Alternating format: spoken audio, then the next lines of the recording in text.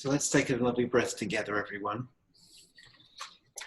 And thank you so much for being with us this exciting day. It's exciting for me anyway, and I think I can speak for Louis as well.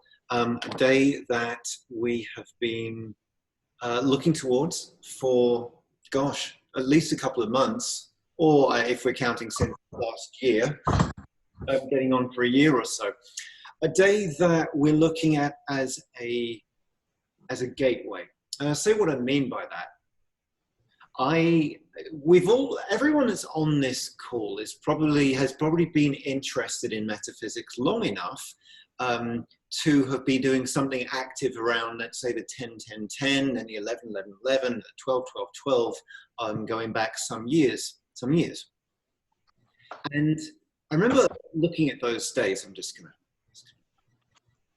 everyone on mute here. There we go. I remember looking at those days like these big days, and they would come and they would go.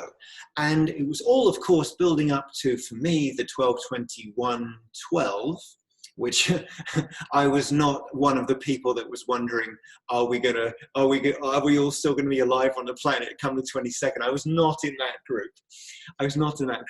But I was looking at that day with interest. Like, what happens next? What happens next? Been hearing all the predictions, all the astrologers were talking about it, and what happens next? Of course, the 22nd, I remember it clearly, was another day. It was simply another day. And yet it wasn't because things were different afterwards. I remember that too. And what I didn't have a sense of, and I have had a sense of since then, what I didn't have a sense of on the 12-21-12 was a sense of continuum, that we are climbing, gliding, elevating, whatever word you want to choose, up a mountain together towards a summit that doesn't have a peak. I like that idea. And so this is a big day. This is a big day. We've got this celestial barrage, don't we? We're in Mercury retrograde. We've got the solar eclipse. We've got the solstice. I'm hesitant to say summer solstice because if history had been written by the southern hemisphere, then we would be celebrating the winter solstice right now, wouldn't we? So winter solstice with a new moon in Cancer as well. So a lot going on as we go through this trajectory of 2020, which I think we can all agree at this point is a lot. And it's a delight to have this opportunity, one, to collaborate with Louis, but also to share with you all, because I think Louis would agree with me that we all walk together with something like this. And it's an honor, it really is an honor to take the seat as facilitators for you for this time. I respect a lot of you on this call too. In terms of how we're going through today, rather than the what, I want to start with the how. It's important for us both that we engage you on the different levels, on the different body levels, so the mental body, the emotional body, the causal vibrational body as well, because you're receiving through all of these, you're interacting through all of these. And beyond that, the senses as well, which is why we have sent you out a grid for the visual. We've sent you out music for the auditory.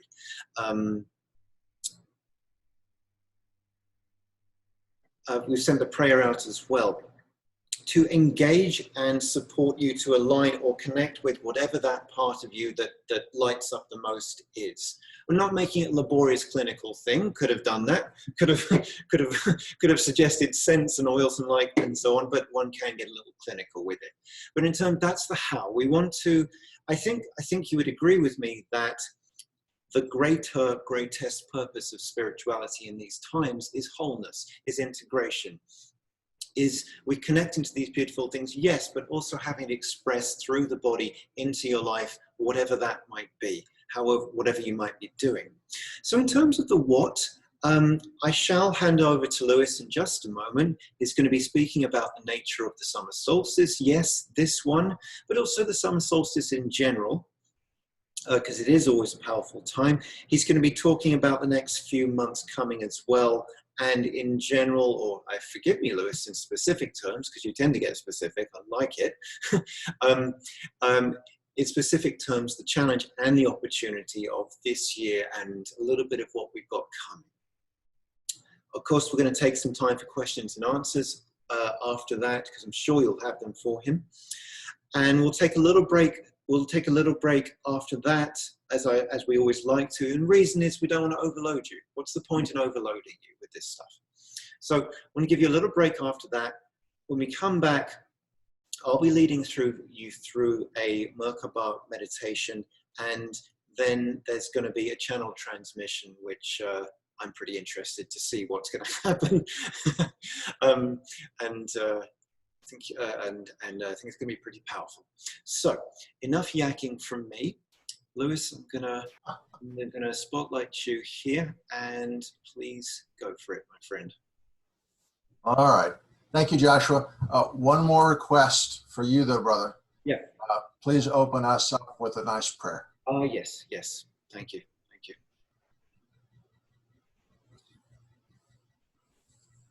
Yeah, thank you for reminding me. Okay. This is the prayer that we sent out. It feels pertinent, relevant, similar enough in frequency to what we're working with today to share it. So why don't you take a breath with me here?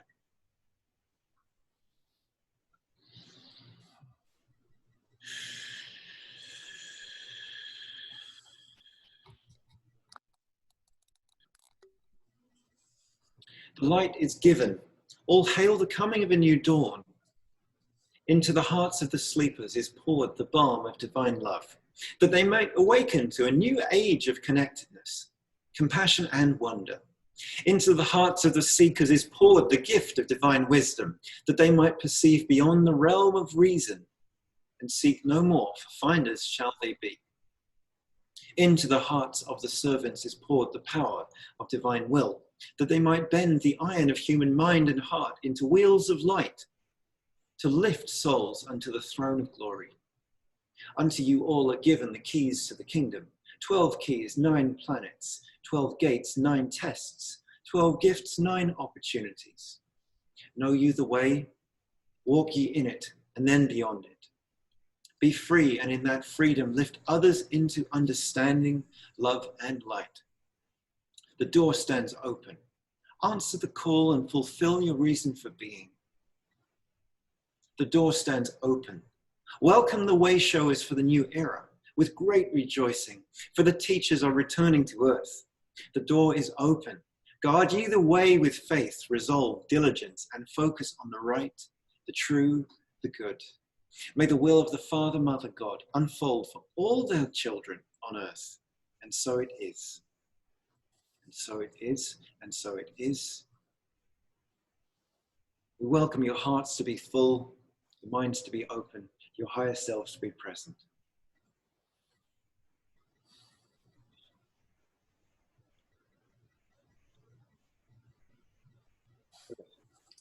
Thank you, Joshua.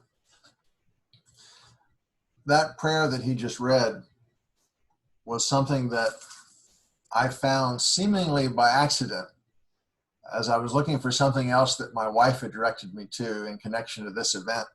I stumbled on this and I start reading it. It was something that I did in terms of inspirational writing in December of 2009. And I read it, and I started looking at it, and I realized, wow, this is about now.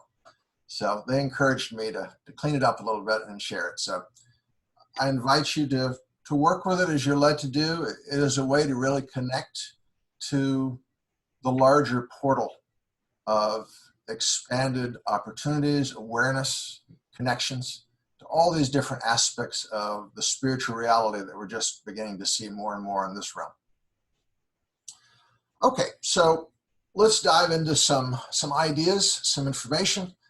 Some of this I shared 2 months ago when Joshua and I did something, I think, on 4/22. And then other information will be in addition. Hopefully you'll find it of use. As I said earlier, I invite you to not just hear me, but feel the whole message, which is a lot more than what I'm saying in words. So let's first talk a little bit about the summer solstice. As Joshua mentioned, this is a alignment, a lot of energy is going on right now. So yesterday, or I should say, I think it was Thursday, we had the Mercury retrograde, which really has a bad rap, but really what it is an invitation to turn within. Instead of trying to communicate with that which seems to be outside of yourself, how about communicating with your inner voice, your inner light, and sort of stew over what you think is real so you can make some better choices. Then yesterday, the summer solstice, the most powerful day of the year. We'll talk about that in a minute. Today, new moon in Cancer, solar eclipse. We'll talk about that a little more in a minute. It's just really quite the cornucopia of divine events. So let's talk about the summer solstice. First, in general, for those of you who have an appreciation for indigenous perspectives, let's think about the medicine wheel. So just in your mind, just draw a wheel with north to the top. Now, the north position connects to winter. It really represents the planting of ideas. Even though we think of spring as when things are born, that's not really what happens. That's just when they pop above ground. They were born long before that. Then we get to the east, the springtime, new growth, new energy, new expansion. We get to the south, where we are right now, summer, the point of maximum vitality. And in many ways, what we're doing right now is literally celebrating the light. There's a really good reason why so many of the spiritual traditions, the mythologies of this planet focused on the sun in one way or another. I think the biggest example I think of off the top of my head is Ra and the whole Egyptian mythology. But I've always found in my mind, when I think about the Son of God, sometimes I would spell it S-U-N and take out the gender piece and just connect to the radiant divine peace. And then, of course, the west is fall, is harvest. So really right now, this energy is the strongest it's going to be all year. And if you think about it, the energy will magnify whatever is present. And we'll talk about the role of the light worker as we move through the rest of 2020.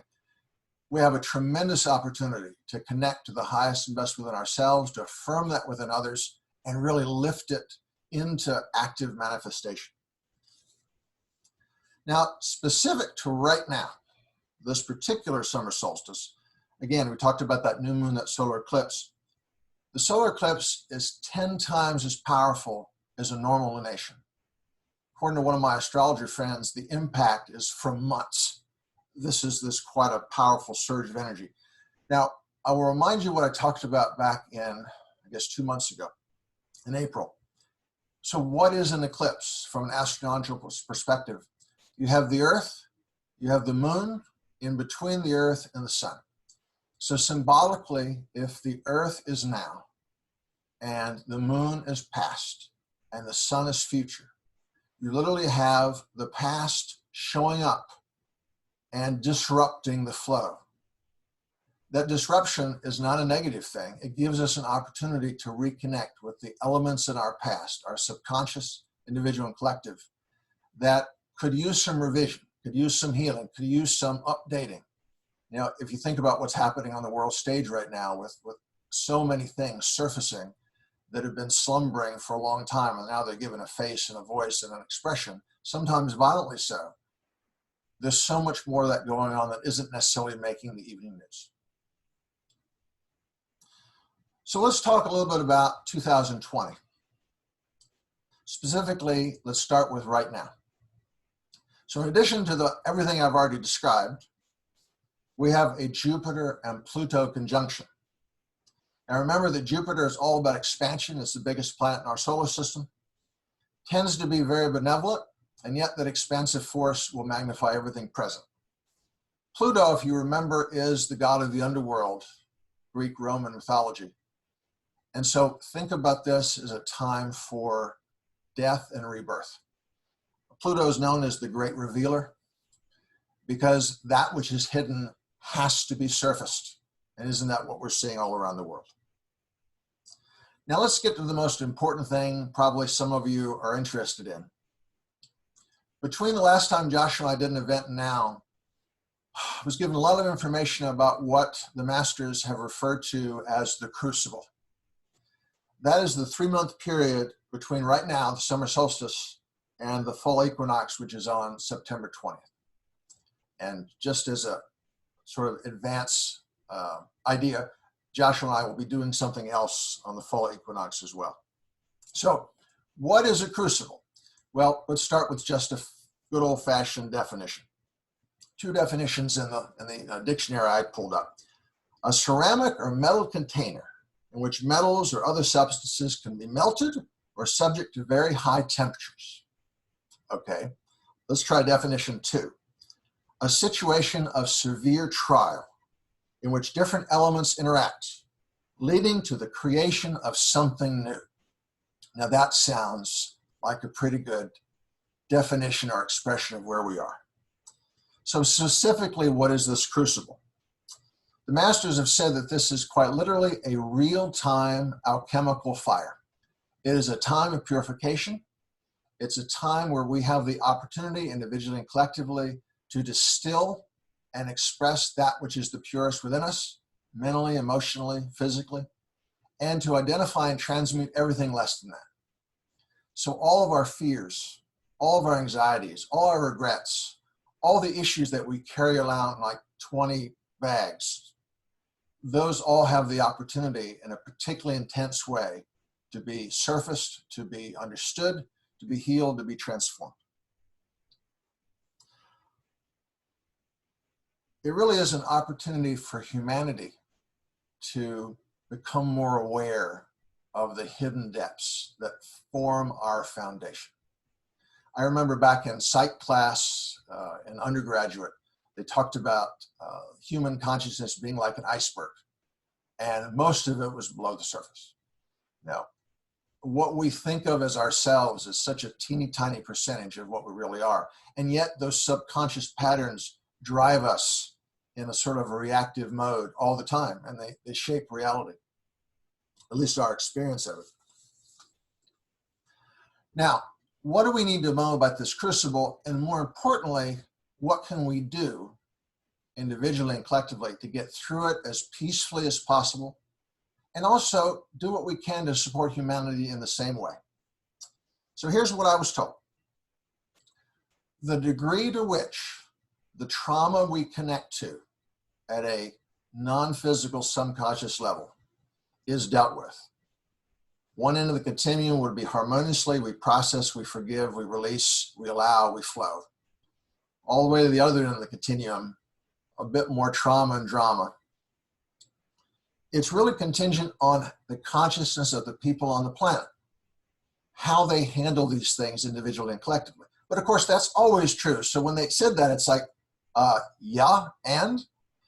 So then they said the reason they mention it is because every light worker matters. The energies that are available to us now and that will carry us through this year, they amplify our ability to impact the world, to literally shape human consciousness. 10 times, 100 times, 1,000 times or more powerful than even last year. It really is that much of an expansion.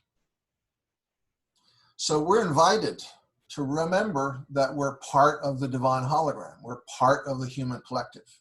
And as you go, so goes the world.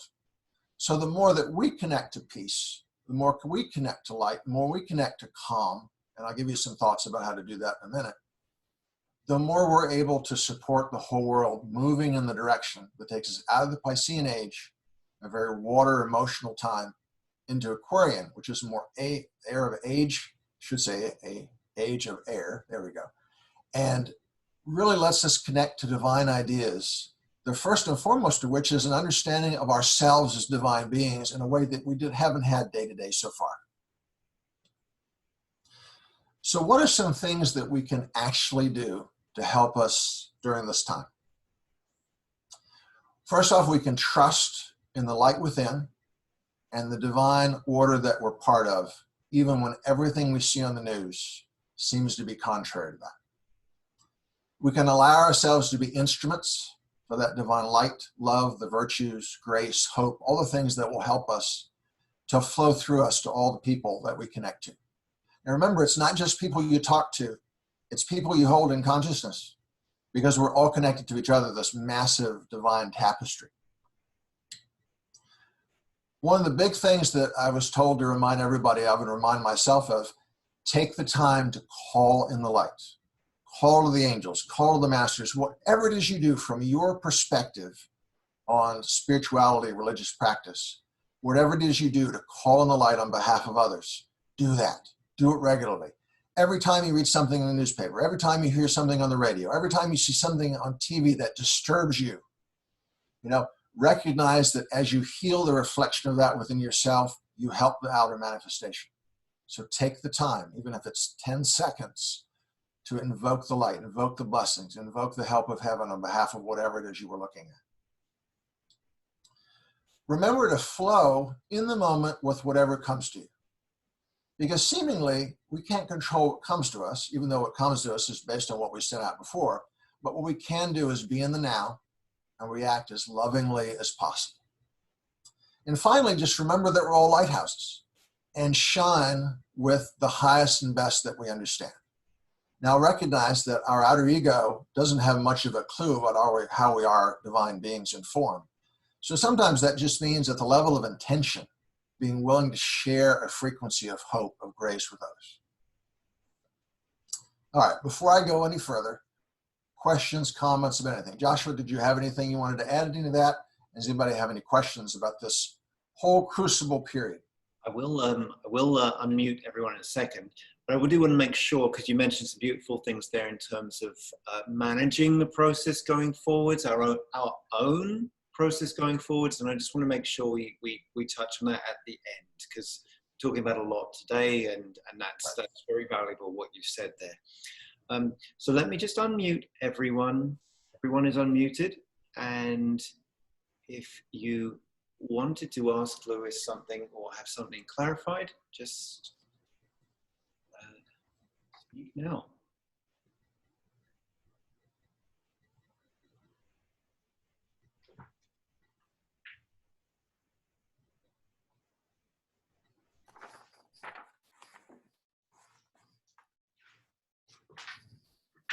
Going once.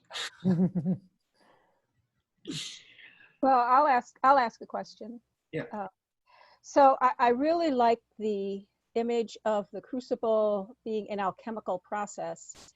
And I don't know much about alchemy, but I know that the goal was to have gold come out of it.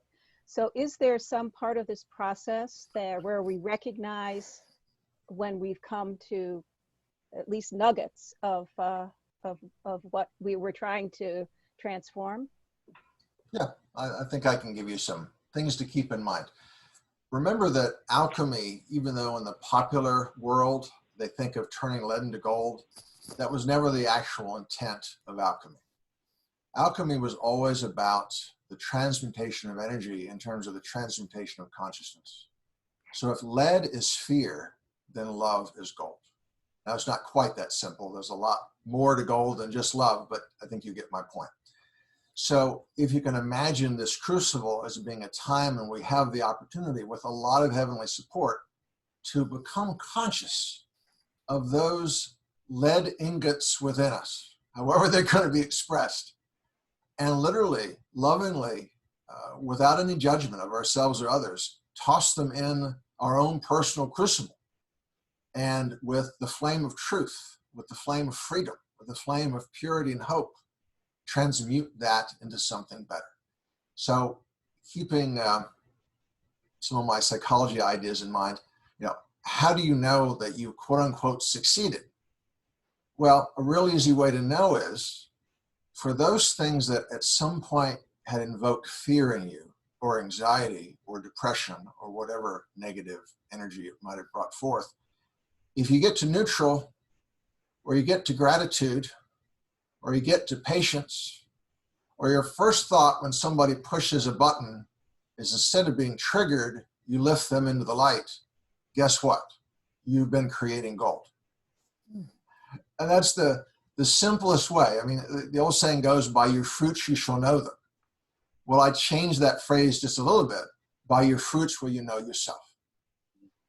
One of my favorite sayings from St. Francis, and I don't know if this is literal, but it certainly captures the idea of that beautiful being. At all times, preach the gospel. And if you have to, use words. Does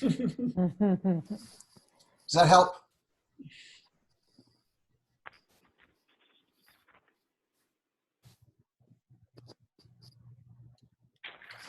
Why don't we go ahead and continue, sir? Let's do that. Let's do that. Just a moment. Just a moment. Okay. So if that's what we're going through, and don't think I forgot about the other 3 months of the year, really the whole 6-month period between where we are now and the next winter solstice, 12/21, it is this time of purification, of surfacing, of awareness, of revealing, of preparation. What they've told me is the next 3 months in particular are an intense time where things are going to surface for us individually, collectively. And then what happens between the fall equinox and the winter solstice is a time where things at least have the opportunity to calm down a little bit. You know, it's like you just made this wonder rainbow divine jello, and it needs time to solidify a bit so that things stabilize. Because one could argue, all right, if we as a planet, as we as humanity are going through this tremendous transformative process, why are we doing that again? Mm-hmm. So it's nice to look at the end of the rainbow and understand the pot of gold a bit. So let me talk a little bit about that. At one level, right now, we are at one of the major mile markers this whole year, and particularly 12/21/20, in our vibrational bridge between the Piscean age and the Aquarian age. And so anything we can do to help move ourselves toward the idea of freedom, which starts with individual awareness of that which is divine within us, so that we literally can use the key we hold in our hand to release ourselves from our own chains of fear, of limitation, of distress, of regret, so many chains. But another piece of this is something I talked about last time, something I'm referring to as the Star of Bethlehem. Now, astrologically, this relates to the Jupiter-Saturn conjunction that happens about every 20 years and will occur on 12/21/20. What I've been told is that that serves as a portal, as a gateway for higher celestial energies to come into the lower realms of Earth. I was originally told that the Star of Bethlehem was actually the metaphor for a tremendous spiritual intelligence that came to Earth and folded humanity, and particularly was sort of the spiritual backup, if you will, for the Master Jesus when he incarnated, to really help anchor that message of love into and through everything he did and everything that followed him. Well, in similar fashion, what I've been told is that same energy is returning to Earth yet again. Sort of another level of the spiral, because humanity in some ways is a little further along than we were 2,000 years ago. In other ways, not so much, but that's why we spend a very long time in the Earth School. This is not a quick curriculum. But that presence comes back and enfolds us. And since we talked last time, I've found out a little more information about what the Star of Bethlehem actually is. So I just want to share some thoughts for consideration.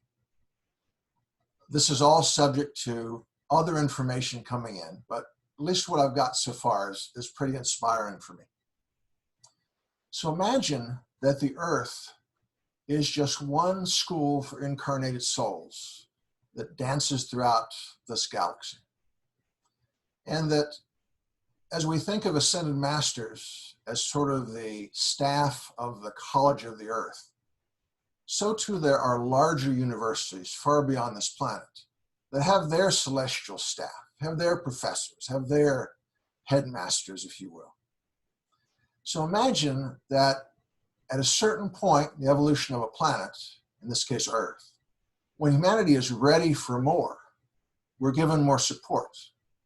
So imagine that someone, something that I can't really describe, that connects to what you might think of as Christ consciousness, Buddhic consciousness, God consciousness, comes to Earth to literally vitalize all the energies that express physically, etherically, emotionally, the fabric on which we learn and grow and have our being. It makes it just a little easier for us to remember who we really are and express our divine pattern in this world, in this life. That's what's coming. So the reason we're going through the crucible in the short term is to prepare for the coming of that energy. Because what does that energy represent? It really just represents us waking up a little bit more. Now, it's not like on 12/21/20, there's going to be this tremendous light in the sky, and on 12/22, the world's going to be completely different. Any more than there was that much of a shift, seemingly, between 12/21/12 and 12/22/12. So let's talk about that for a minute. What really happened on 12/21/12? Now, I'm sure this is just a piece of the puzzle, but it's important because it gives you some context. My understanding is the Mayan calendar shift that represented us coming out of an age of darkness into an age of light was designed to set the stage for humanity to recognize our unity, recognize our ability to manifest in love as opposed to fear.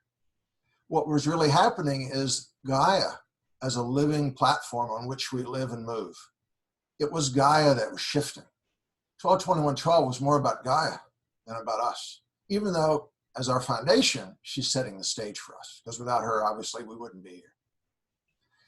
So what I was told, and Joshua and I have talked about this, and Joshua's even channeled this being, sometime in association with 12/21/12, a great angel of preservation known as Pythases came into the atmosphere of Earth and partnered with the consciousness of Gaia to help hold the balance as everything was shifting into higher vibrations. In similar fashion, this being, who I don't really have a specific name for, and I'll tell you what I have shortly, this being represents the same in terms of support for humanity on 12/21/20. Now, I've been told this being has been known as the Illuminator of Worlds. And that's all I've got for you right now, but I'm sure more will come. Pretty interesting stuff. I also found out when I was doing a little research that astrologically, somebody was looking into the Star of Bethlehem, and they discovered when they looked at their calculations that there was the same kind of Jupiter-Saturn conjunction on 7 BC, which according to some people, either 6 or 7 BC, was when Jesus was actually born, when you do some calendar adjustments. Very interesting. So if that heralded the dawn of the Piscean age, maybe what we're moving towards heralds the dawn of the Aquarian age. We're certainly on the bridge. Questions, comments about any of that?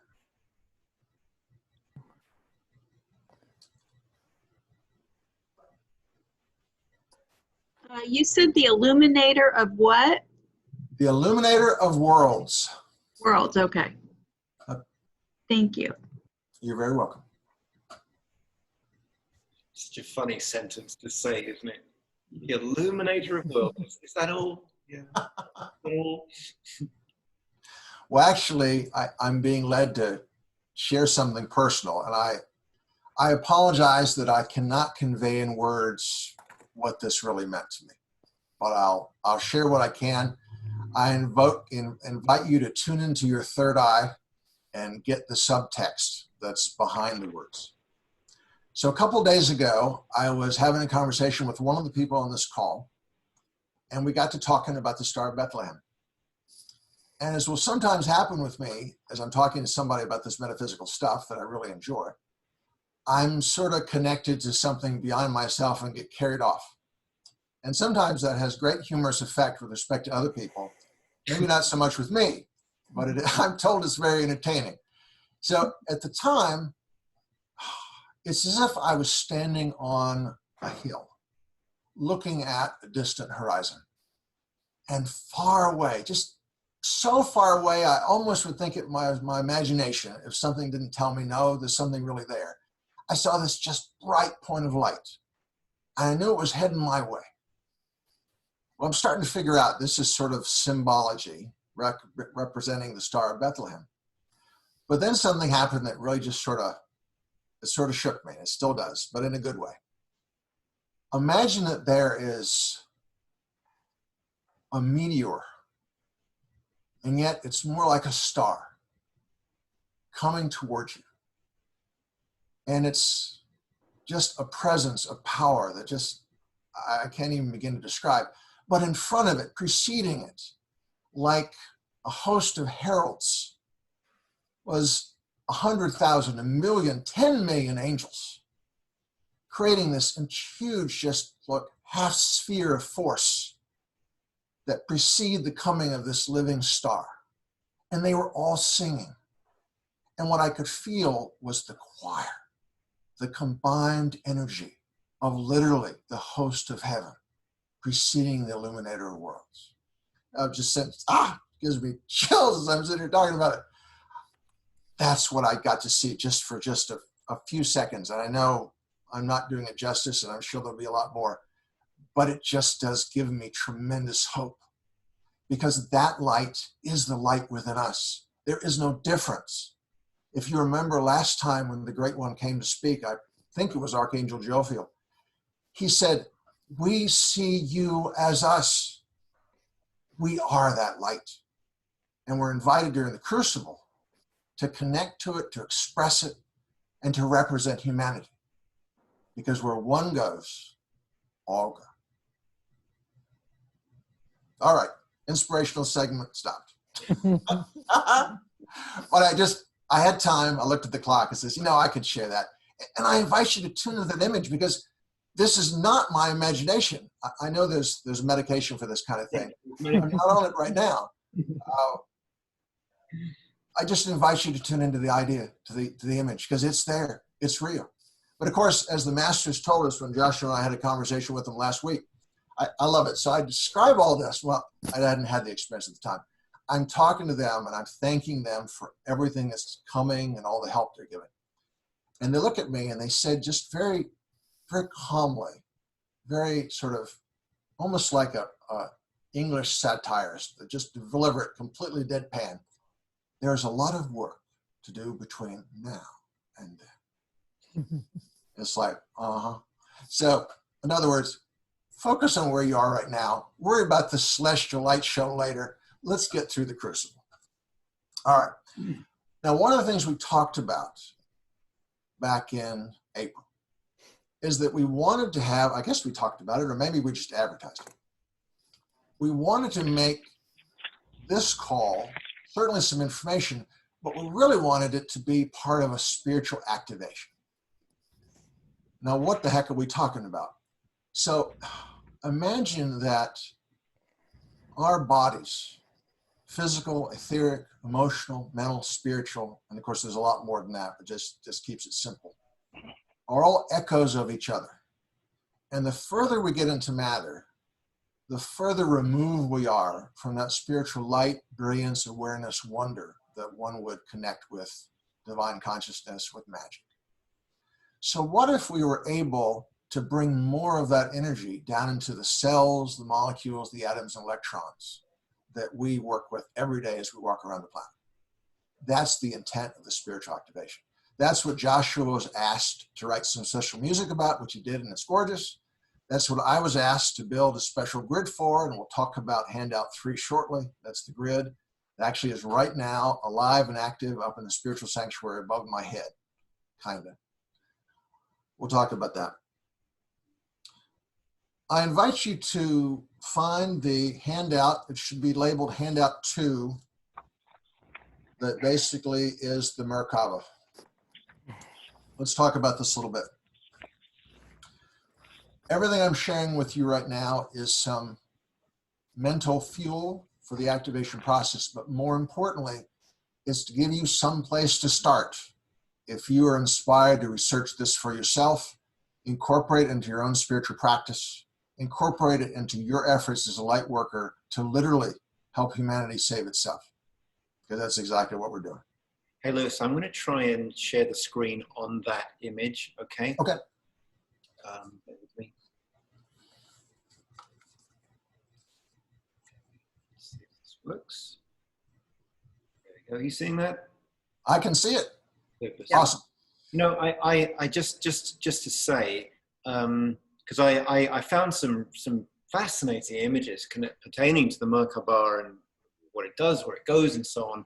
And I'm just, we didn't talk about this much beforehand, but I feel I'm going to have this up here, but I feel it's what each one does with this idea, with this visual for themselves, that really builds it. I don't think it's quite fair to say this, what you're looking at right now, this is it. So this is, if you're looking at this, and Louis is going to go into some beautiful detail here, consider this a sketch, a rough guide, back of the BMAC, Merkabah, as it were, for you to embellish, for you to bring out around and through you. And I will be quiet.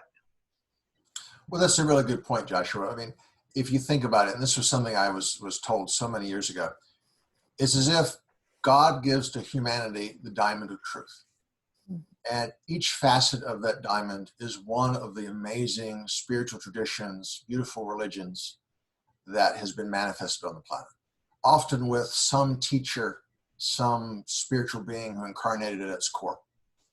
And each one has tremendous depth and beauty, and yet it's when you back up and get rid of all the drama and trauma and dogma and control issues and all the things that religion is prone to, and you recognize they're all like petals of the same flower. They all connect to the same light. So this is one set of ideas. There are a lot of others. Find what works for you. Whatever it is that helps you find that joy within, helps you climb that spiritual mountain. And remember that the very first step on the road to spiritual mastery is self-awareness and self-control.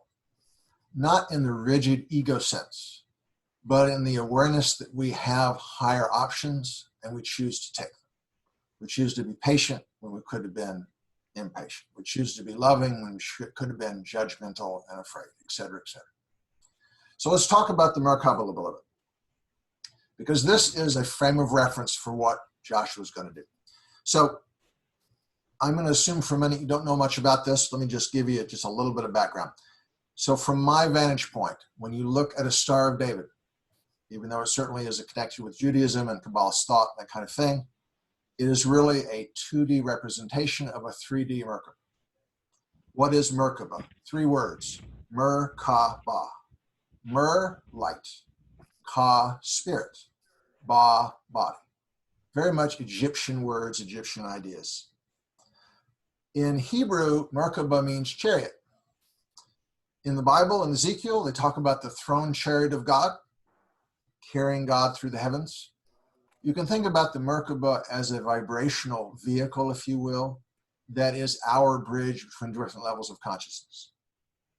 Now, if you think about the traditional chakra system, our 7 chakras, and then I add 2 more, the soul star above the head, the earth star below the feet. And of course, our chakra system is really a lot more complicated than that, but I've got to keep it simple enough so my brain doesn't explode. So when I think about this Merkabah, what I was told is that much like every vibrational body of us has its own set of chakras. So for example, in the physical plane, those chakras are expressed as different endocrine glands. There's astral plane chakras, there's mental plane chakras. Each one has their own gifts, their own connections to the light. In similar fashion, each vibrational level, each body has its own Merkabah. And what I was shown was this image of the I am of us, high, high, high in the vibrational realms, with this incredibly brilliant Merkabah, like the center of a star. And the light filters down through all these levels until it gets to us. And all I could barely see was dotted outlines of that same image. So imagine if the intent of the spiritual activation is to flesh that out a little bit, make that a little more solid, a little more real. Now, when I look at the Merkabah, I'm always really interested in symbolism. So if you look at the image at the bottom of the page, you see these 2 tetrahedrons, 3-sided pyramids, 4 points each. 1 points up and rotates clockwise. 1 points down, rotates counterclockwise. So what's the symbolism? A while ago, I did a class on the ascension process. I guess I did it last year. And I asked, all right, so what does this Merkabah represent in terms of what do the points mean? Because everything has a meaning. This is not necessarily the only meaning. This is what I got. So the pyramid coming down, which rotates counterclockwise because that's the rotation from spirit to matter, it represents the trinity of us, the father aspect, the mother aspect, the child aspect, the will, the wisdom, the love of God coming into matter. That's that pyramid coming down.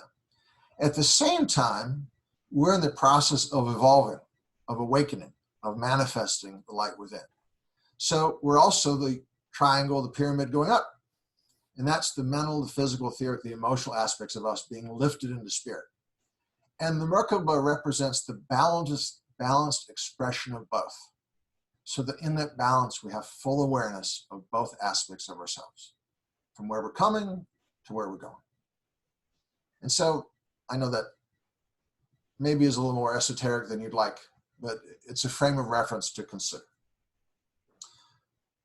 So the Merkabah is really a metaphor for both the expression of divine consciousness in form and the evolution of human consciousness back into spirit.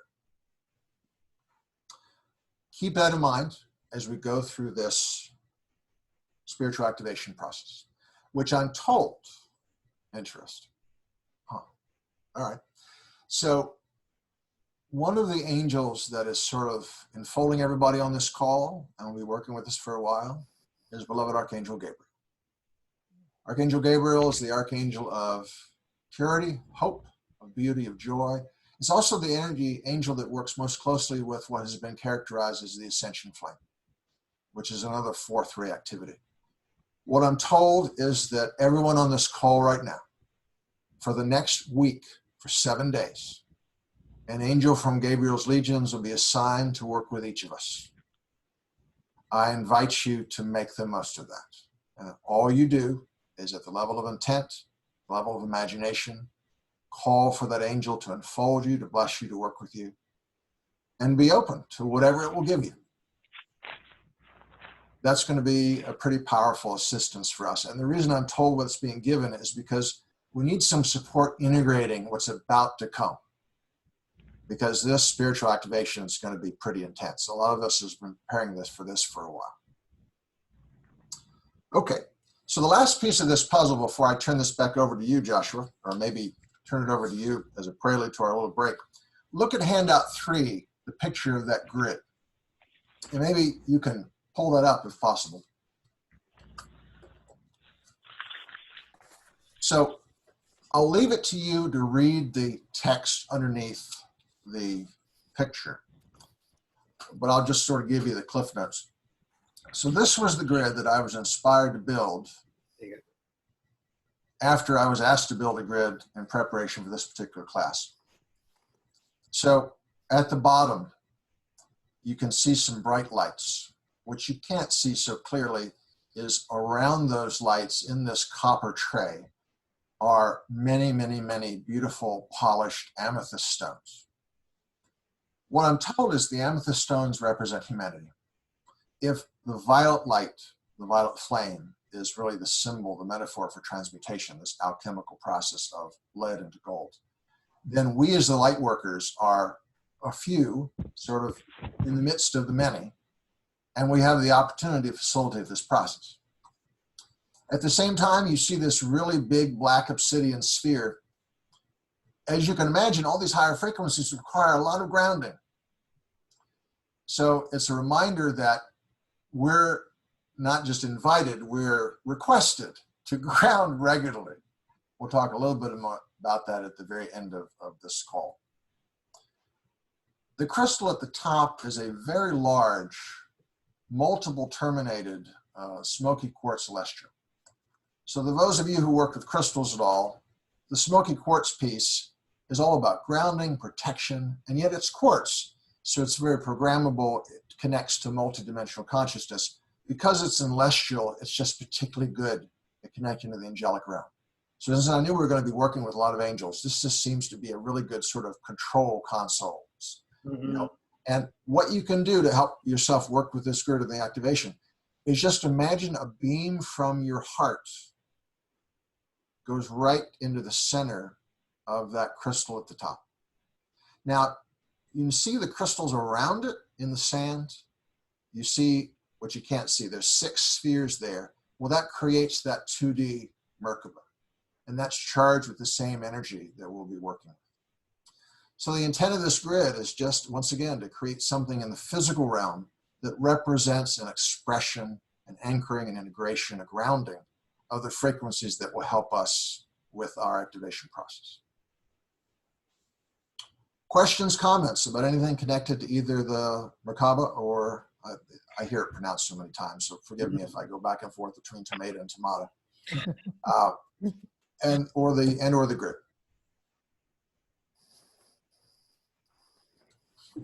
I have a question about the grid. It's very beautiful, by the way.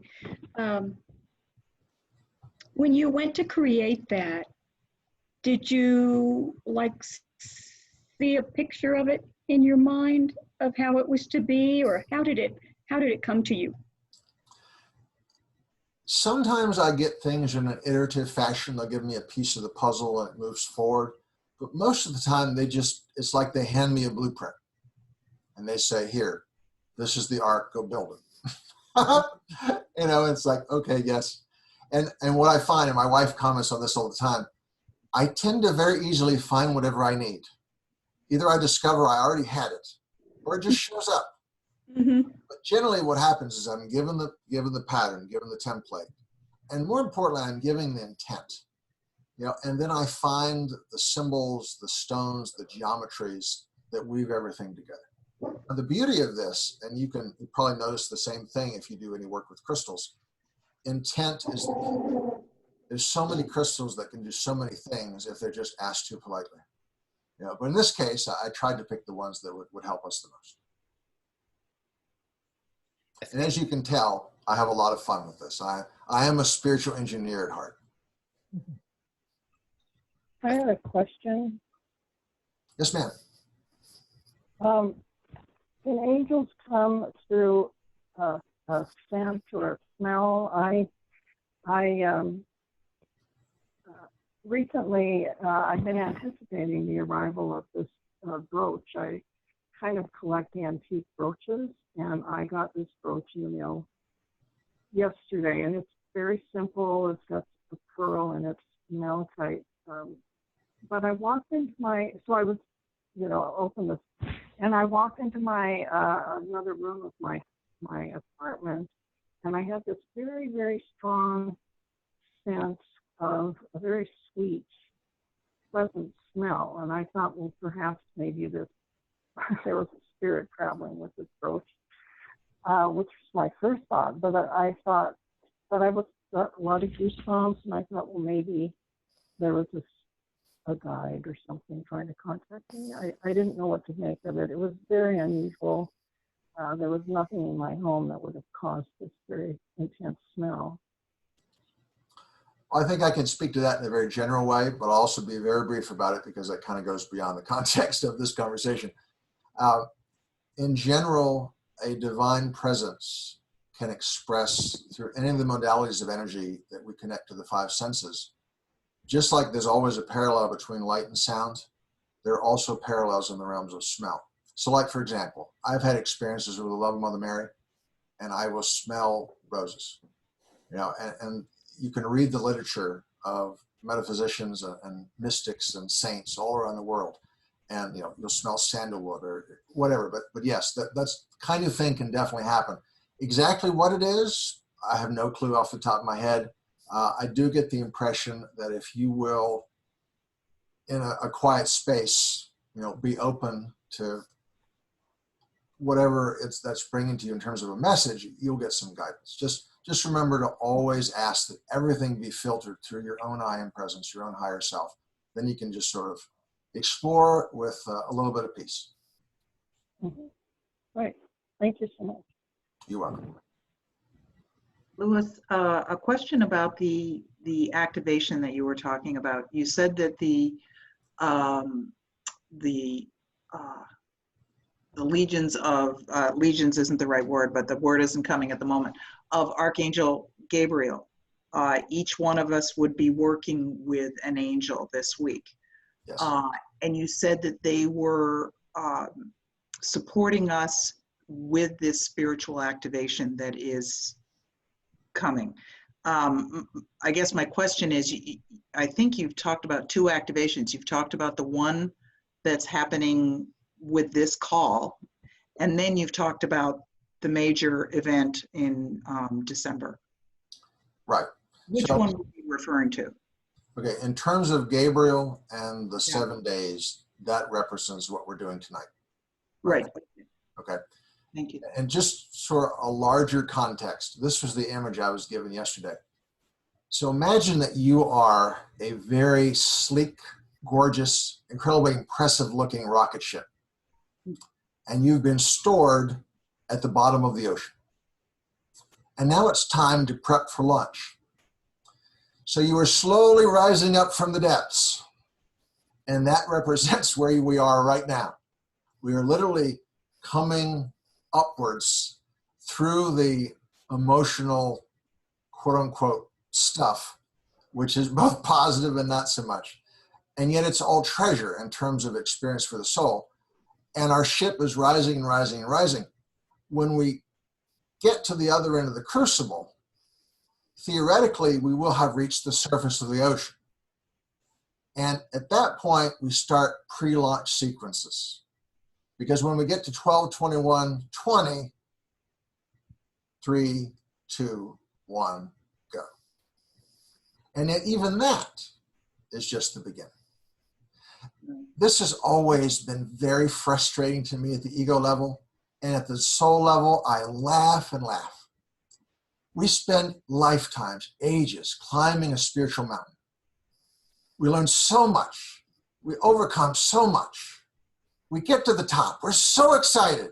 And we recognize it's just a foothill and a larger range. The ego goes, oh man. Soul goes, thank God, because I am eternal and I always want room to grow. Yeah. Thank you. Does that help a little bit? Yeah, and I think for some reason I was thinking in terms of 2 activations, and it's not. It's an activation and something else entirely. Yeah.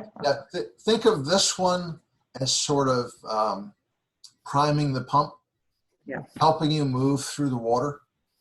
And as light workers, we have the opportunity to help humanity move through the water. So it's really an assistance to sort of align with, engage with, become more conscious of, more capable of anchoring and expressing our higher energies. And that collectively sets the stage for 12, 21, 20, which is, again, just the beginning of something. And yet it's another sort of major gate. It's as much as 12, 21, 12 was for the earth. This is for humanity. It's pretty, I'm sure more will be forthcoming. Louis, I have a question following on that, angels, the legions from Archangel Gabriel. Can you give us some examples on what kind of help or things we can ask Sure. during this next following week? Yeah, in general, all right, so, and forgive me, Joshua, I just got to go into a few things. I think we're doing okay on time. Yeah. I'll try to keep it short and sweet. In general, how do we work with any kind of metaphysical energy? Remember 3 words: intent, imagination, action.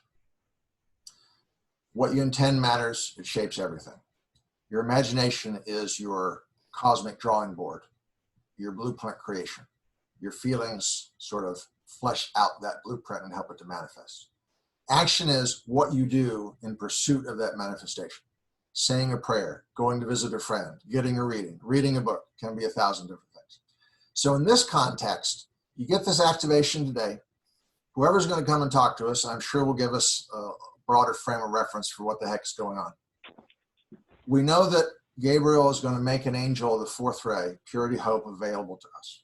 So what do you do? Well, for me, I can only speak for me. I will spend time asking that angel to unfold me, to bless me, to work with me in my inner and my outer consciousness. I, knowing a little bit about Gabriel, will recognize that those qualities of purity, of hope, of beauty, of joy, they're probably going to be leveraged to help me bring through with a little more clarity, a little more authenticity, if you will, that higher light. Because as human beings, we have this tremendous muddled filter process. That's that water that we're trying to clean. And so I think that the angels of Gabriel will sort of help be that help clearer. So in general, the way I was told angels work is when we make a request, whatever it is, they hear the request, they'll generally enfold us in some kind of energy to support us in the awareness process, whatever it is. And then they'll put things in front of us, kind of like breadcrumbs. But it's up to us to see them, pick them up, and do something with them, because they always honor our free will. So if, for example, I'm just making stuff up here. If, for example, you were to ask, beloved Gabriel, please in the next 7 days, help me to have a clear understanding of my true identity as a spiritual being. Thank you. So what's going to happen? You might find a book suddenly with you that you didn't remember having. You might find somebody just sort of pop up on a phone call or social media that says something that grabs you. You might be watching a movie and some line that some character says, suddenly you hear it in a way you never have before. Because literally, the energies of the divine work through everything around us to give us what we need. And so it really is about just sort of being open, being willing to trust your intuition, because remember, your greatest teacher is the light within yourself, and then go from there. I hope that helps. I have a small procedure question. I'm going to just press on now. Just need to watch the time, okay? All right. So I've seen a couple of you say, Louis, forgive me. Thank you. That was all wonderful. All wonderful. I've seen a couple of you say that you didn't get handouts and so on. I sent everything out probably Saturday, about 24 hours ago. Some of you have signed up for this since then, and I would not have got that to you. I'm sitting here just sort of working it through, and there doesn't seem to be a perfect way of doing it, because for the access information for this call, which you get when you get that email when you sign up, as it were. Some of you didn't get that email.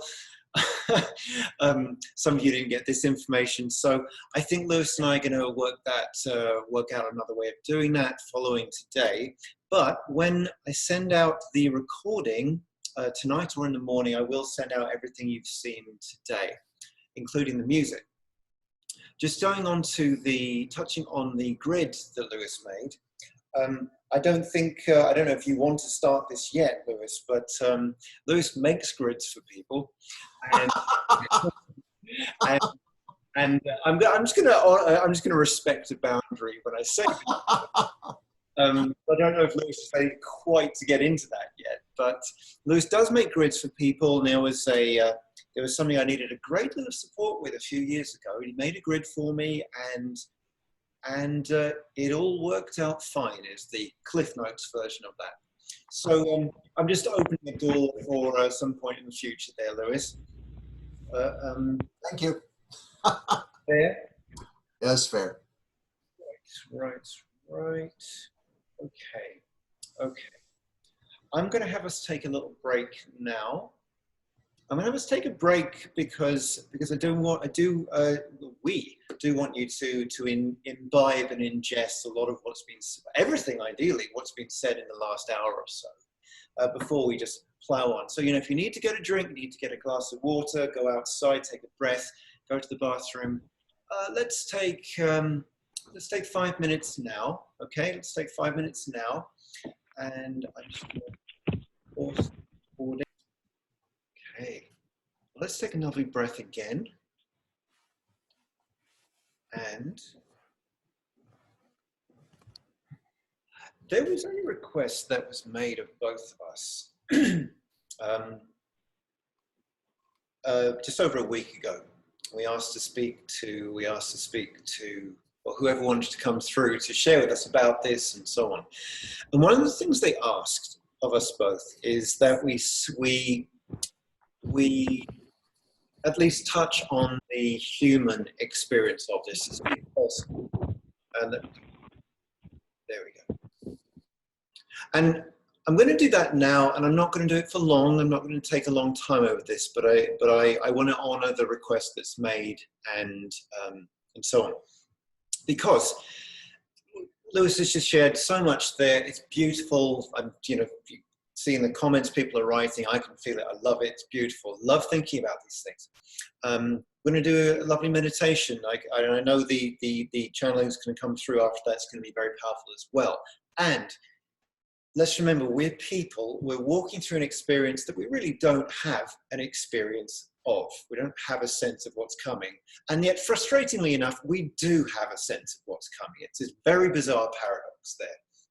Because whatever you may think of your spiritual ability, if I can use that expression, everyone here, everyone's third eye is strong, is active, expresses in different ways, but it's doing what it's supposed to do.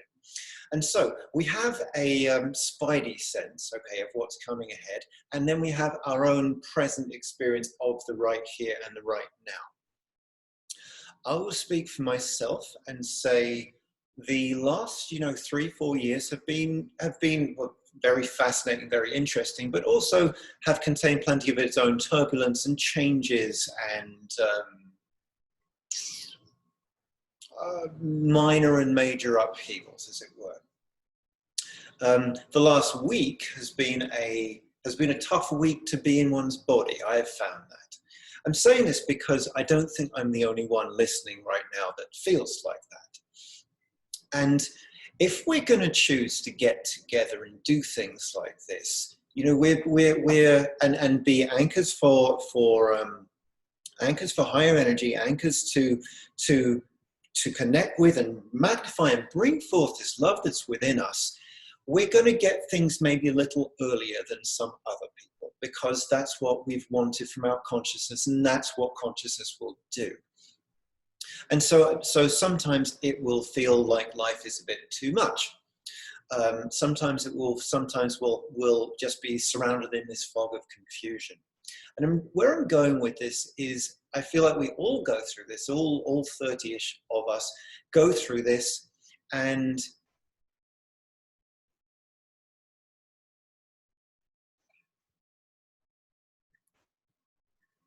that we do is an indictment that we are on track and moving where we're supposed to be. I'm saying this because please don't cast judgment on yourself like I should be dealing with this better, or I should be dealing with this another way, or comparing yourself or anything like that, because no one else is you. No one else could be you, and only your way is your way.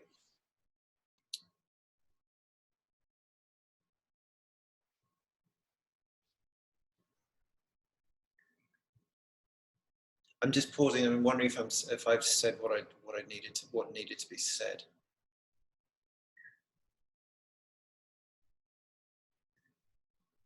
Humans are funny. Okay, I'll just say this one last thing. Humans are funny because sometimes we only get to that point where we'll make a change because we get pushed into a corner. And then from a corner, we see the direction to move from.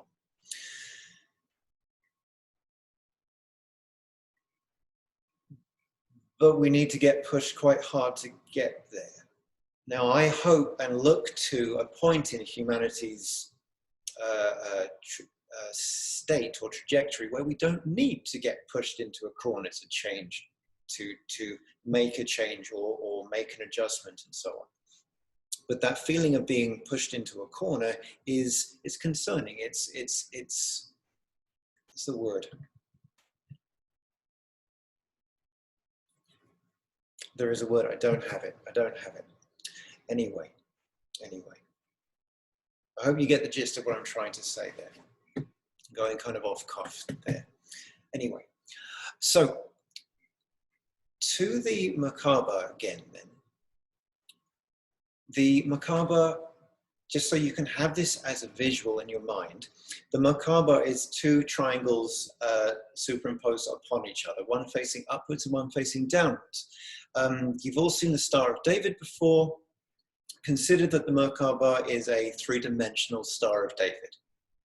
People talk about the six-pointed star, and in meditation the other day, Spirit goes, there's 8 points on the Merkabah. There's 8 points on it. And that's what we're going to work with now. When I was introduced to the Merkabah years ago, it was sold in a very like new age, woo, woo, woo way, like this is your transportation vehicle to go to other places. And it's not like we're going to go to LAX and get in our Merkabah and go to Saturn. I don't think that's really how it works. But we do, let's take this word travel for a minute. Let's just take that word. We travel dimensionally all the time. All the time. You do it when you think of something. You do it when you think of someone. And we're traveling not spatially, but laterally in a parallel way. And I even came up, let me see if I can find it. All right, I'm going to, Lewis, I'm going to go there. I'm totally going there now. Let me see if this will come up. I came across just the most fascinating image today, and I thought I'd share it with you as a bit of fun. Check this out. So this actually comes from a graphic novel that I didn't even know existed until yesterday, and I think it's called Incal. I'm forgetting in this moment the author, but can you see right at the bottom there? Can you see we've got someone traveling in a Merkabah? And I thought to myself, wow, it's made it that far into popular culture, the Merkabah. And you know, the only thing I would really disagree with in this example here is that you're going somewhere. You have to go somewhere to connect with a higher aspect of yourself or a higher aspect in general. I don't believe it works that way. I have had some interesting experiences when working with the Merkabah, and we're going to begin to step up the energy now with that. After we've completed this meditation, well, the guides have been here the whole time we've been doing this, so it's not like they're suddenly going to show up, but they'll come through me and we'll go from there. I'm reliably told by several of you on this call that the music is the right level. That music you will be getting, well, you should have already got it, but I'll be sending it out again. And let me explain. What I was being shown when I was bringing through that music was with the higher notes. It's like if you can imagine the Merkabah itself, and I'll give you the visual of my little pretty fairy lights over there. Imagine that each point on each of those 8 points lights up. And so it's an active form around you, and that's how the music is supporting you with it. So if you choose to work with the music after today, and with all the other support that's there for you, if you choose to work with the music, just know that it's supporting you in an auditory and in a vibrational way to help you build or affirm that Merkabah around you.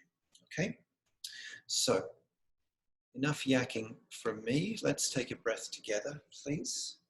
For now, I invite you to close your eyes, just because it would support, if it supports you, to go deeper into this experience. So let's get the music back up.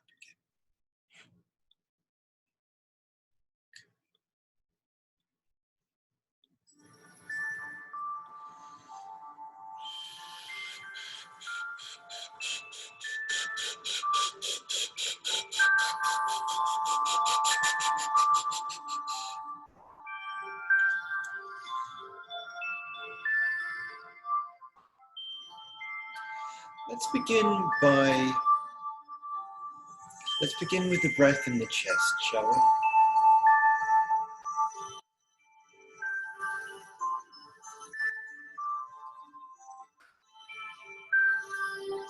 the breath in your chest, would you send your energy downwards and affirm your connection with the core of the earth, please?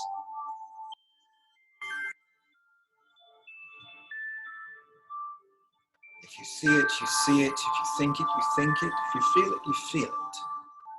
But affirm a rooted and a grounded connection with the earth,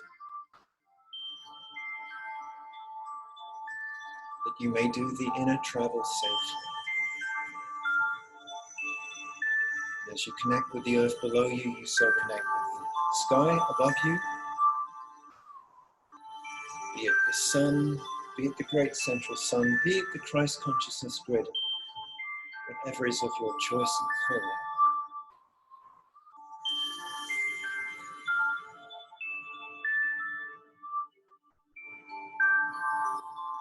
Between these two is the column, the beam of light that connects through you. It connects through you.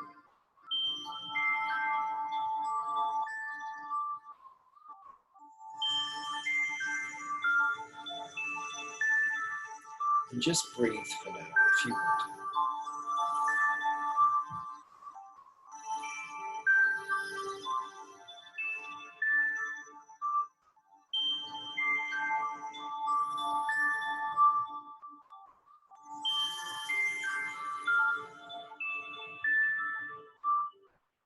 The first of these triangles, which faces downwards,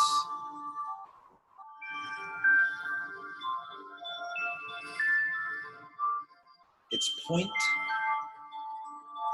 comes to about a foot beneath you.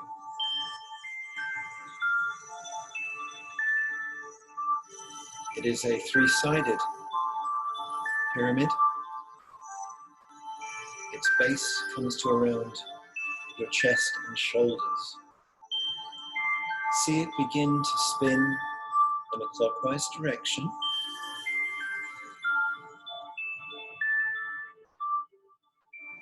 Its width, if you would see this in your mind's eye, its width is the distance if you could spread your arms to the sides. Your fingers would touch it.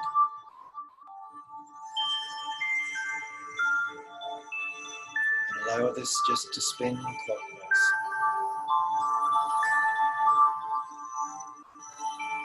And leave it to spin.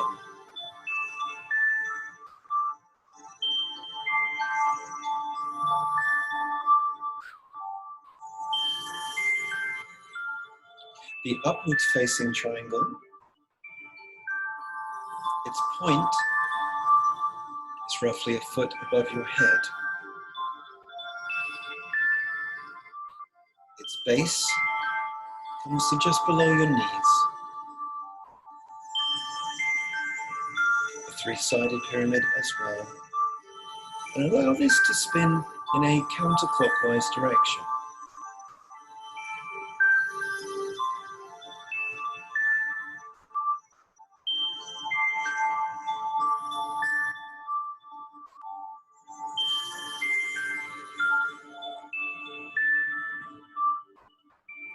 Now expand your chest fully, taking some deeper breaths.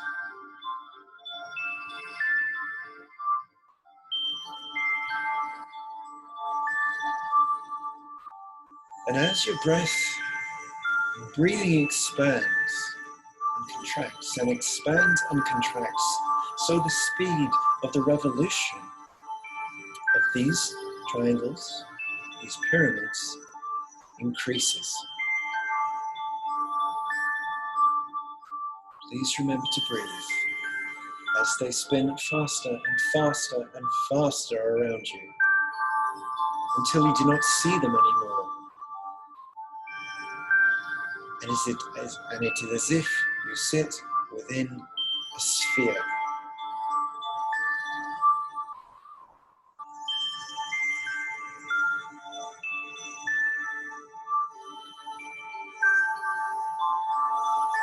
This is the Merkabah in activation.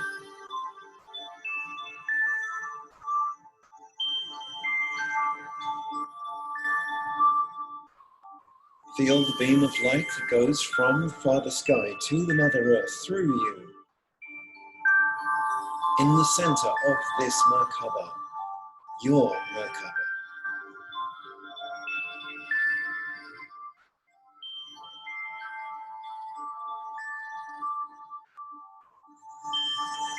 This in full activation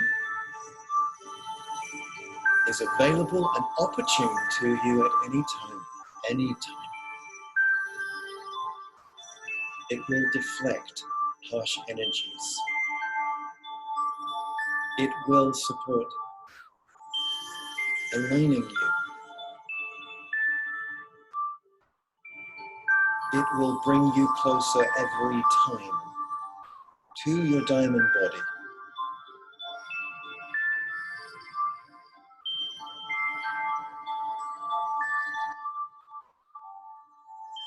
And this shape itself is the same shape as the Merkabah of the planet Earth.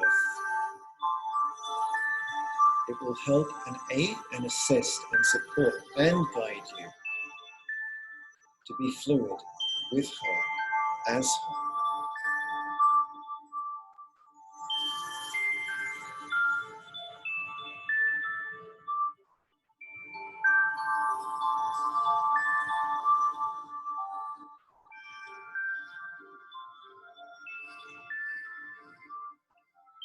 As with all intentions, all exercises, intention is key.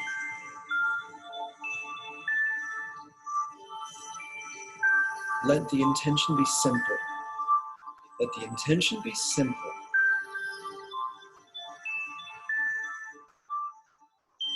But each and every time that you call to go into and with your Merkabah, it is to bring your lower self closer and further and nearer to your higher self.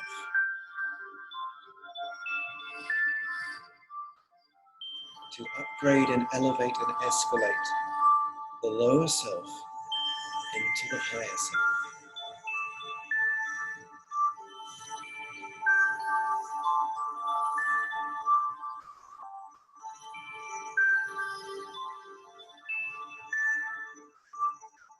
For the moment, please breathe.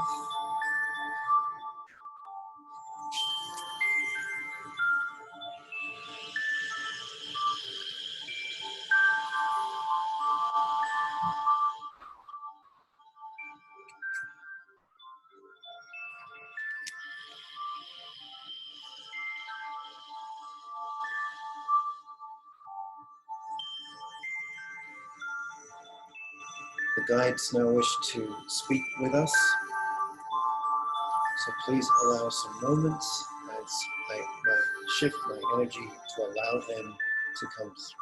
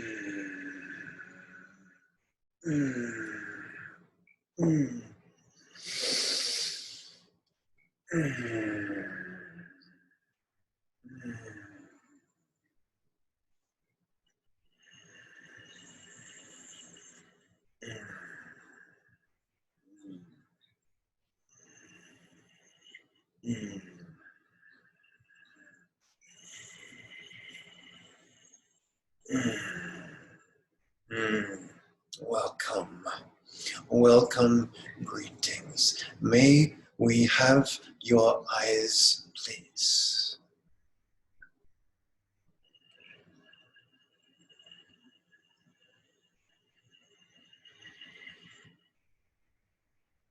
Mm.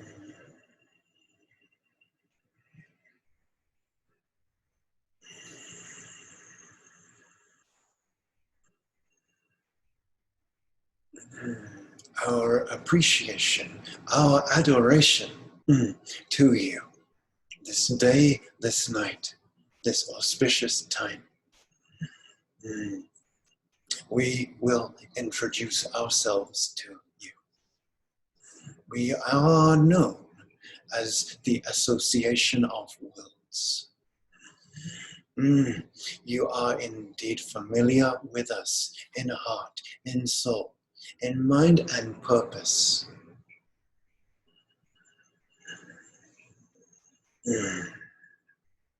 For we have worked with this planet for billions of years, the evolution and elevation of it, and in recent times, that of humanity. To bring you from separation to what you know in your blood, in your veins, in your heart, in your soul, to return and make that marathon journey.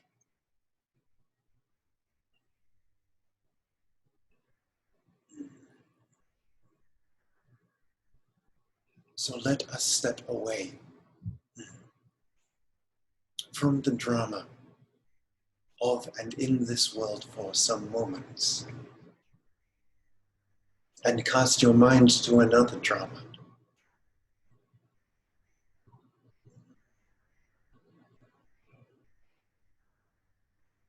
For all that walk in form on two legs upon this planet have originally come from somewhere else.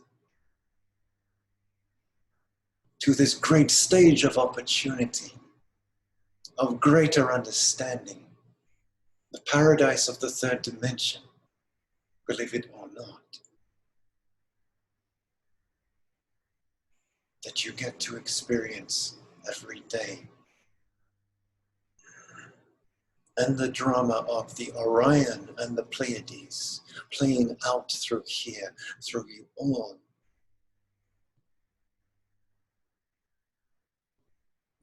Blessed children, we speak to you at the instruction of your friend, the Germain. We say there are great days to come. We say also you will have the challenges in these next months to come. And this is why that we have instructed your brothers to bring you together in this way, that you may have the most graceful, easeful experience. For as you wish to see change, we also wish for you to have ease with this. The crucible, so that you speak of, you know of alchemy. You have worked with this all of your lives. You are tuned to it, wired to it. And we speak of more than this. The alchemical fire brings that which is and elevates it to a higher version of itself.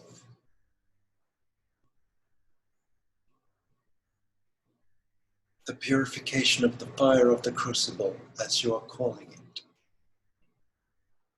separates out that which is pure from that which is not. It will be broken off.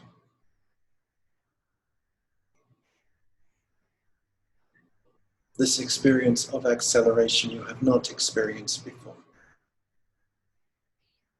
And so, yes, we call you to your Merkabah, that you may have the responsibility and thus the empowerment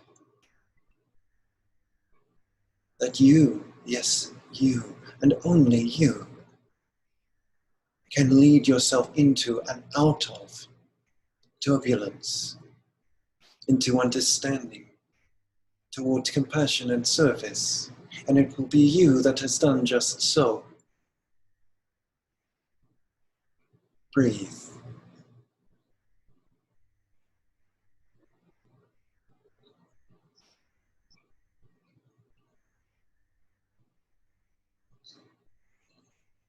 We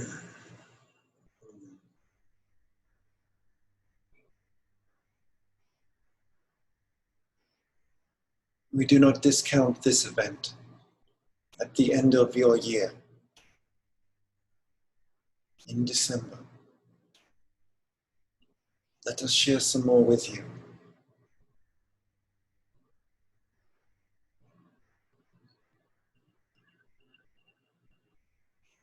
It is said on that day, many years ago, there was the birth of the son of a virgin. In your history and in your ways.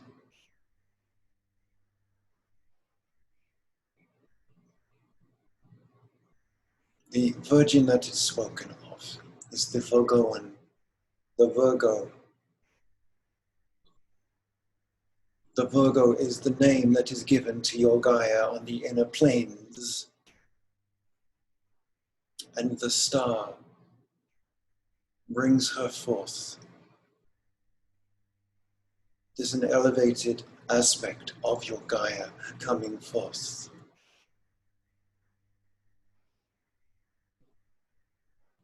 And you are well advised to be ready, to be prepared, vibrationally, mentally, emotionally.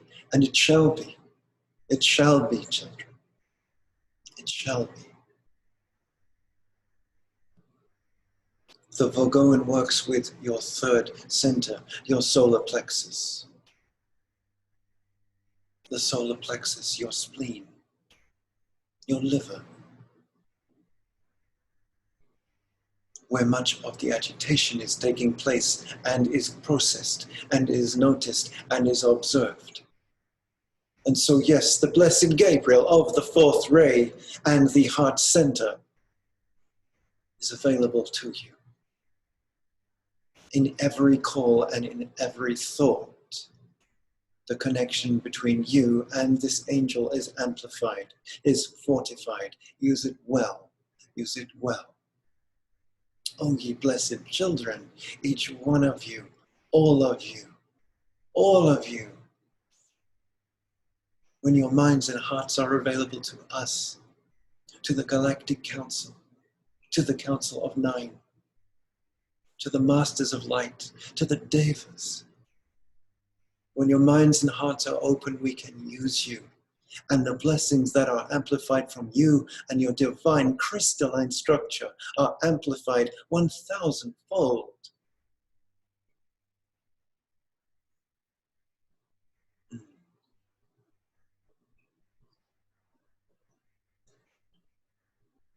You are light. You are light. Cloaked in other things. In other dross from this world. From karma of your own creation. From attachments and so on.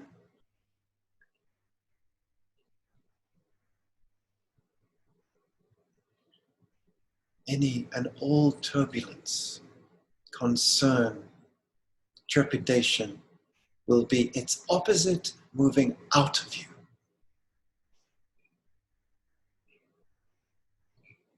The suggestions that your brothers are making and have made will support and aid and assist you.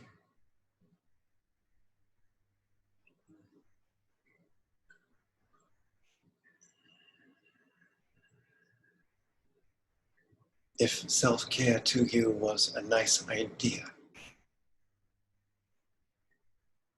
we recommend you bring this into the realm of hygiene and necessity.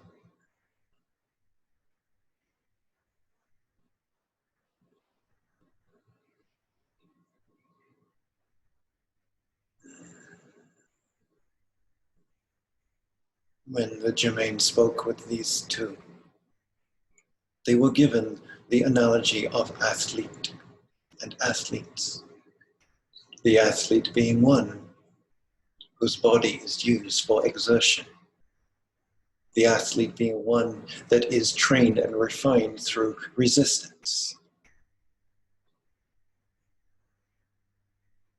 And as a function thereof is ready and available and performs well in matters of exertion that would otherwise be draining and exhausting and dangerous to others. And we invite yourself to see yourself as such. We reflect and mirror your capabilities to you. You are strong children, very strong. Will you say this to yourself? Will you say these words to yourself? Very strong. Please, will you say this to yourself?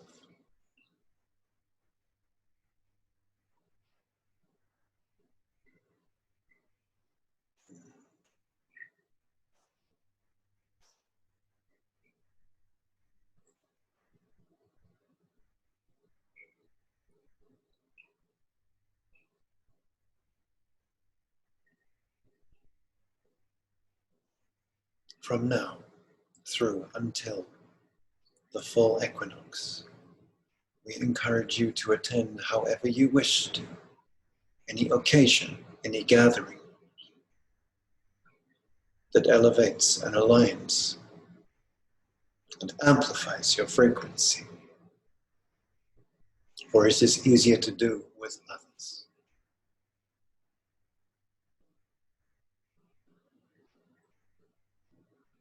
Your success and your peace of mind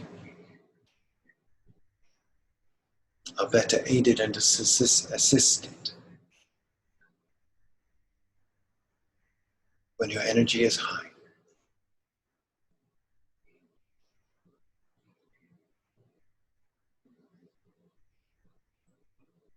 Begin to cease the thoughts that tell you that you are alone in this world and universe. It is not the case. Begin to cease the ideas and the chatter that there is not the every support in every direction around you, closer than the heartbeat and the eyelid, for it is there. In the seeking, you will find it.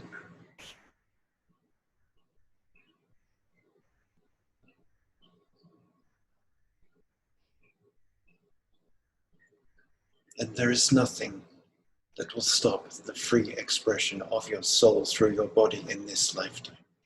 And you shall be safe doing it. We will see to it.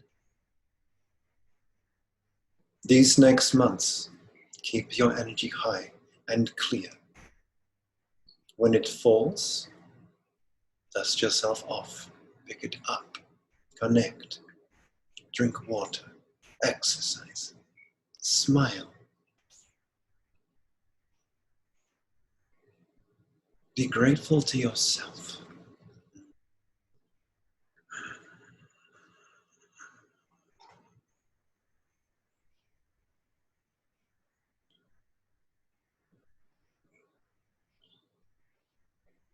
Great blessings to you all, dear children.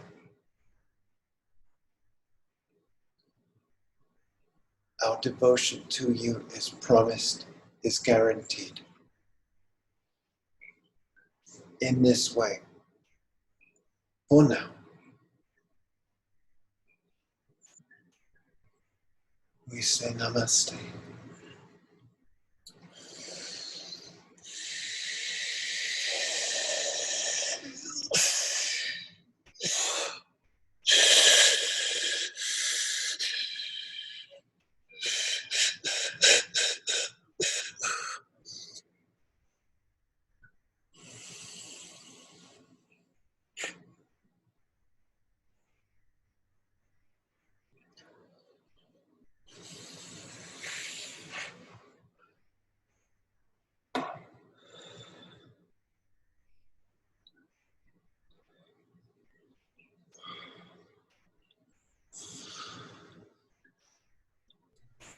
Louis, please. Certainly. Wow. I have no idea what you each experienced during that process. I'll share one piece of it that I found particularly inspiring. As soon as that collective, what I can't even really describe, started to express just a teeny tiny infinitesimal piece of itself through Joshua, as soon as, even before they said, "Can we have your eyes?" I saw with my third eye these blue beams that came right through Joshua and hit me in the eyes. And in the beam was this golden, what only can be called light language. It is literally an encoding, a downloading, a transfer. Wow, okay. They're referring to it as spiritual command codes. And it is the template for greater utilization of our spiritual gifts, our spiritual capabilities, our spiritual awareness, the powers of the true self, if you will, sublimated to love in this realm. And it's like, oh. And then there's everything in the message. I was asked at the tail end of this, and Joshua had mentioned something earlier in our hours together, to both recap, but this isn't really going to be a recap, just share just 2 or 3 ideas of a very practical nature. And believe me, I am talking to myself just as much as any of you, because we are quite literally in this all together. So 3 things to consider. First off, there's this wonderful poem, even though it is a little dark, called Invictus by William Ernest Henley. Some of you may have heard it, but I direct your attention to the last line. I am the master of my fate. I am the captain of my soul. Whatever we hold in mind and heart literally becomes our reality. Because we're connected to others, we impact the shared reality of humanity. Whatever we feed grows. So I invite you to feed as much that is beautiful, as lovely, as peaceful, as inspiring. You fill in the gap. And it could be from as mundane a thing as a beautiful house planted to appreciate to something, much more seemingly mystical, and yet isn't at all mystical. Secondly, remember that we have lots of divine help available, as we're noticing. Call for it. You have free will. There's a lot that heaven will do for you because it loves you. There's even more heaven can do with you if you pick up the phone. And we all literally have a phone in the heart. Pick up the phone, they'll always accept your call, and off you go. Perhaps most importantly, in any moment, in any day, in any situation, ask a very simple and important question. What is mine to do? Now, who are you asking? You're asking your true self. Who are you listening to? You're listening to the intuition to give you the answer. If something is yours to do, well, do it. Act on it. Trust it. Whether it's making a phone call, saying a prayer, joining a club, taking a trip, it can be as simple or as profound as you can imagine. The converse is also true and perhaps more important during the Crucible. If it's not yours to do, then don't go there. Let it go. If something concerns you, but it's not yours to do, you can always say a prayer about it. You can always lift them in the light.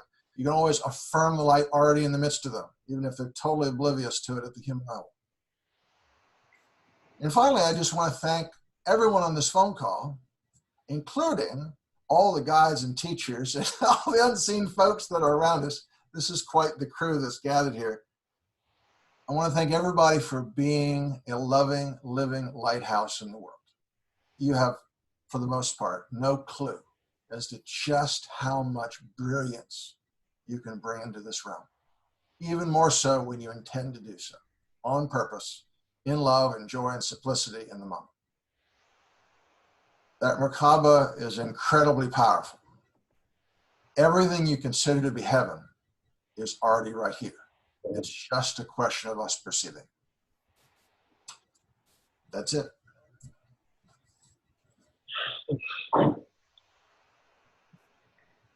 Well, I'm still landing a bit. Well, from myself, thank you all ever so much as well. Thank you for having this time with us. I shall send out the recording tonight or in the morning. What we are thinking of doing is on or around the full moon, and there's going to be there'll be no cost for it or anything. But we're thinking about having Louis and I getting together, working with the Merkabah. We'll see if the guides want to come through. We'll sort of maybe recap about this next 6-month period. Thinking about doing that on the full moon. I can't even think when the next full moon is right now. A couple of weeks or so must be. 14 days. That would make sense. So we're not saying see you in 3 months, guys. To bridge the. Sorry, it's really having trouble talking right now. Bridge these times, bridge these points, and so on. Anyway, I'll put that on Facebook. We'll email. We'll do whatever. But that's something we're going to do as well. And you know what? I think let's just close together. Let's put a hand on the heart, everyone.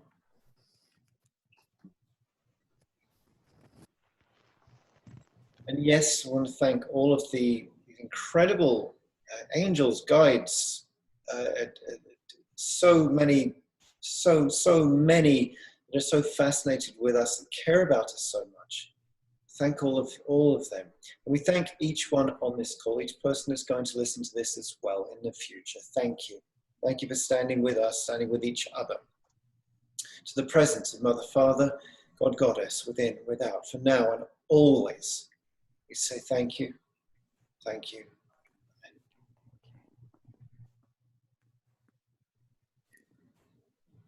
Louis, thank you. It's a pleasure as always. Always. Thank you. God bless you, brother. And God bless everybody on this phone call. Good stuff. Thank you. Thank you very much. Thank you, everybody. It's amazing. Thank you. A lot more coming. A lot more. Bless you all. It was incredible. Thank Bye-bye. you. Thank you so much. Take care, everybody. God bless. Thank you. Take care.